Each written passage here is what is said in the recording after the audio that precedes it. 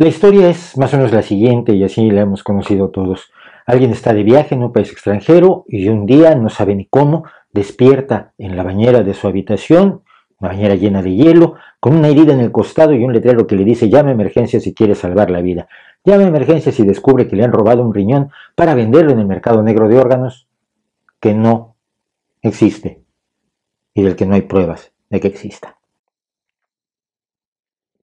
Sí hay, por supuesto, una venta ilegal de órganos, pero no se realiza como la cuentan los conspiranoicos y los expertos en promover el miedo a cambio de dinero. Generalmente lo que se hace es encontrar personas que están necesitadas de dinero y ofrecerles una determinada cantidad por la venta de un órgano, algo que es considerado ilegal en todo el mundo, y a estas personas se les somete a estudios de histocompatibilidad, se les hace pasar por parientes de la persona que va a recibir el órgano donado, y así se consigue que los hospitales hagan el trasplante creyendo que lo están haciendo entre un donante voluntario y un receptor agradecido y no como parte de una operación comercial. Así es como funciona y así es como se tiene que combatir la venta de órganos. Pero eso no es lo que nos cuentan. Lo que nos cuentan es que hay una especie de mafia que hace cosas absolutamente irracionales. Porque mire usted, un riñón, y no sé por qué el riñón es lo más común, porque nunca encontramos a nadie al que le roben un pulmón, un trozo de hígado. El corazón es más difícil porque ya no lo encontramos para que cuente la historia. Pero siempre es el riñón porque da un poco la idea de que es muy fácil. Tú tomas un riñón, tomas una persona, la abres, sacas el riñón, sales corriendo con él, como quien sale corriendo con una cartera que ha robado en el metro de Copenhague, y se lo da a otra persona que se lo pone y ya entonces tiene sus funciones renales recuperadas. Las cosas, como siempre pasa con los conspiranoicos, son un poquito más complicadas. Pero ¿de dónde viene el mito? El mito comienza, al parecer, en 1977, con el libro Coma de Robin Cook. Es una novela, es una ficción. La mayoría de la gente no se cree las novelas como realidades. Bueno, por lo menos la mayoría de la gente normal. La idea de Robin Cook era que hay una serie de pacientes que están en coma permanente, en coma irreversible, y que por lo tanto algunos médicos malvados toman sus órganos para usarlos en trasplantes por los que cobran una determinada cantidad, sabiendo que ni los pacientes ni sus familias se van a enterar nunca de que tales órganos han sido sustraídos. Como historia es buena, como historia es bueno El Hobbit, pero creérselo no es muy recomendable. La historia que conté al principio, la de la bañera de hielo y todo esto, les robaron el riñón, empezó a circular en internet en 1997 y no se sabe bien cuál es su origen. Porque los mitos sobre el tráfico de órganos, sobre este mercado negro de órganos, un poco como el mercado negro de armas, empezaron a circular 10 años antes, en 1987.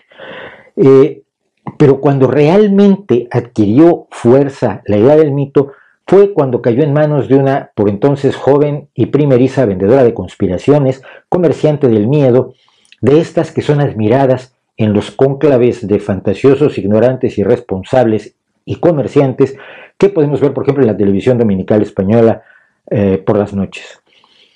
Esta mujer se llama Marie-Monique Robin, y Marie-Monique Robin, pronunciado en un francés malísimo como el mío, es una persona que ha vivido desde entonces de promover el miedo. Es muy conocida sobre todo por su libro y documental y serie de conferencias y artículos y todo lo que se pueda vender, llamado El Mundo Según Monsanto, donde cuenta una serie de trolas maravillosas sobre lo que viene siendo el demonio personificado en una empresa llamada Monsanto.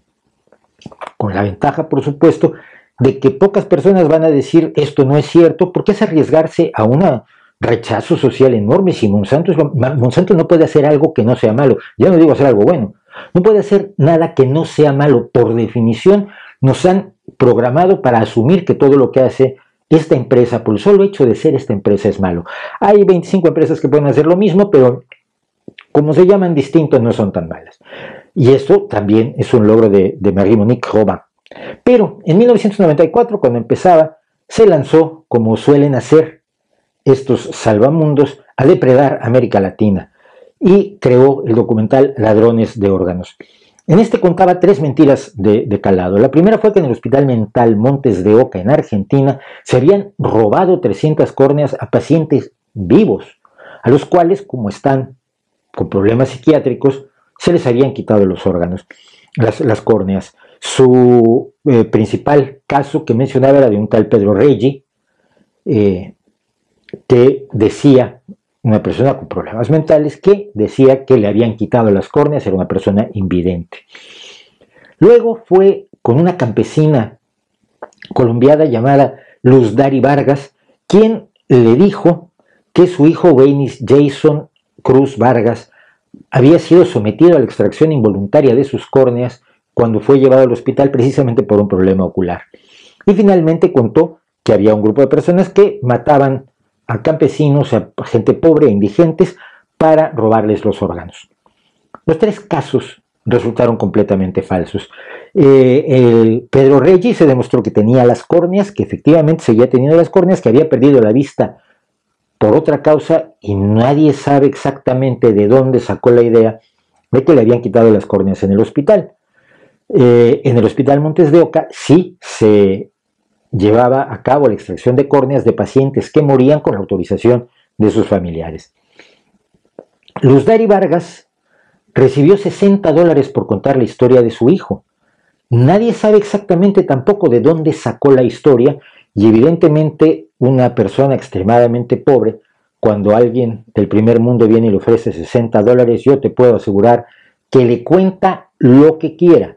Y en este caso, al parecer, le contó a Marie-Monique Robin lo que quería. Sin embargo, posteriormente se determinó que primero que nada el niño no había sido llevado al hospital a los 8 años, sino a los 5 meses, cuando ya era ciego, y que además en 1994 seguía teniendo sus córneas intactas, aunque había perdido nuevamente, por desgracia, la vista.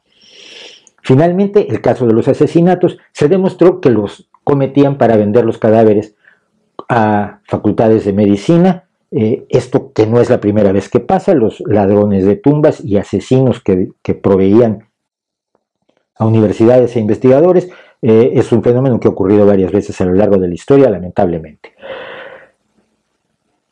A fines de 1994, cuando ya se había demostrado que todas estas historias eran mentira, eran cuentos, eran invenciones, no sabemos si interesadas o simplemente ignorantes de Marie-Monique Robin, ella escribió un libro en el que las repitió y las repitió y las repitió. Estamos en 2016 y las repite y las repite. En 2015 sacó su documental en DVD, puede usted comprarlo y dejarle su dinero a Marie-Monique Robin para que siga contando historias de miedo que nos desvían de los problemas reales.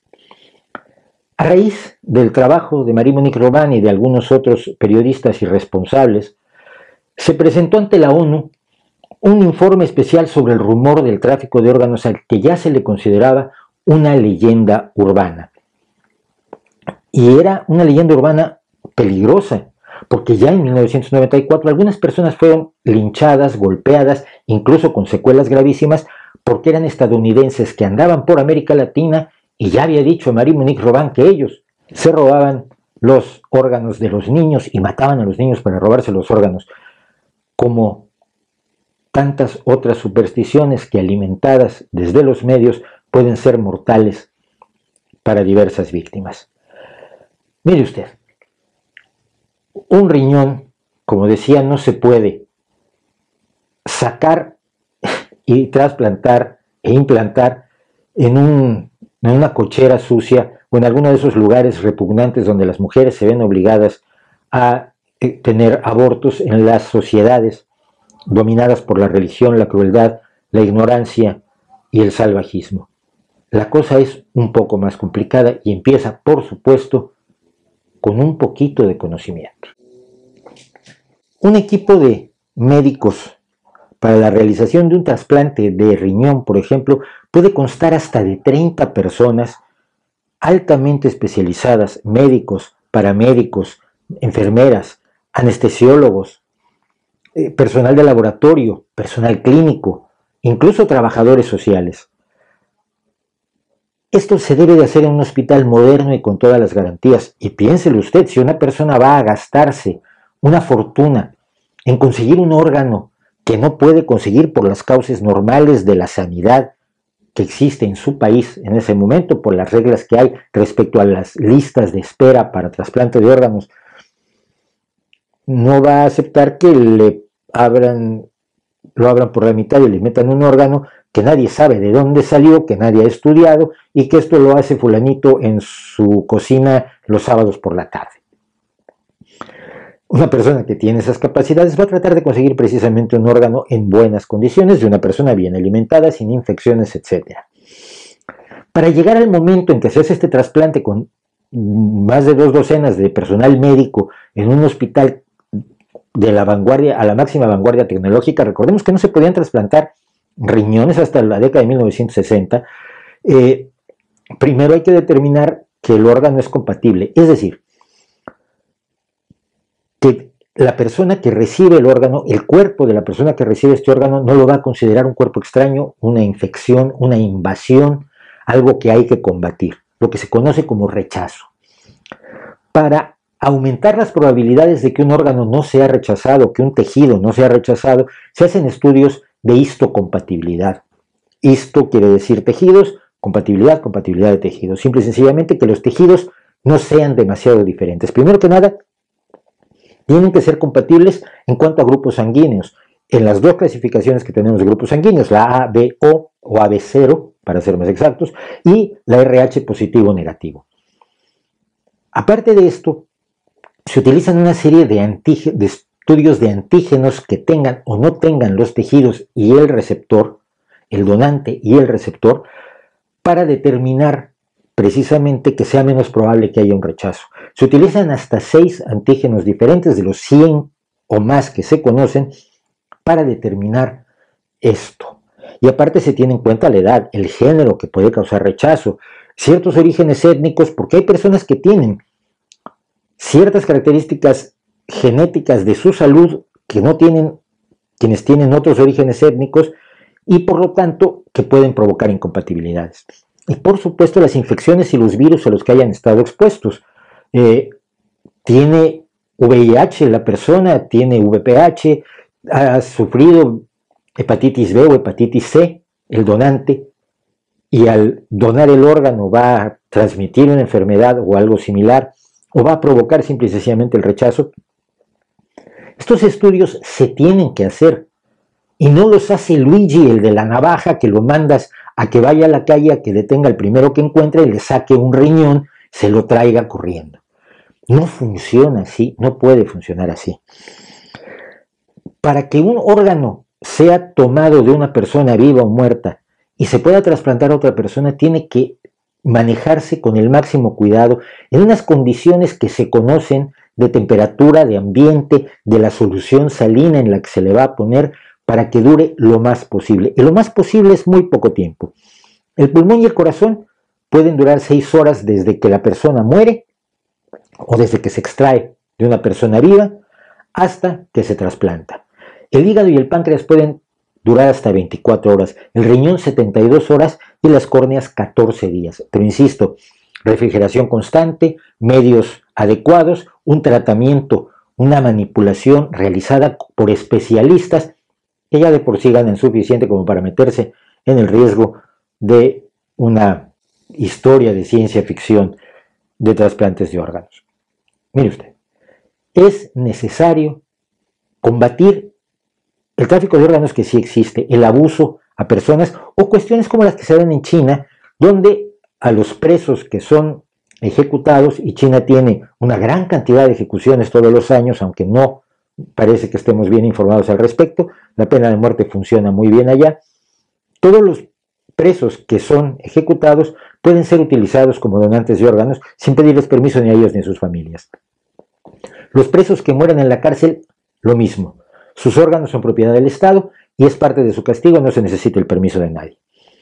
Se ha llegado a abusar de gente del tercer mundo a la que se lleva al primer mundo a fingirse pariente de alguien para que done sus órganos y por lo tanto abusar de su necesidad económica para hacerle lo que puede ser un daño muy muy grave. La decisión de donar un riñón o un trozo de hígado puede ser de las más graves que tome alguien, y solo se hace cuando hay una cercanía en general con la persona que es quien va a recibir el órgano. Eso por supuesto hay que combatirlo, pero no creyéndoles a vendedores de miedo, a conspiracionistas profesionales que cada día te venden, como Marie-Monique Robin, una conspiración diferente para vivir maravillosamente bien del miedo que te provocan y, de paso, de la ignorancia en la que te sumen al hacerte creer que el mundo es no color de rosa, sino por el contrario, mucho más negro de lo que de por sí podríamos creer que es. Tenga usted cuidado con los mentirosos, que de los traficantes de órganos no tiene por qué preocuparse.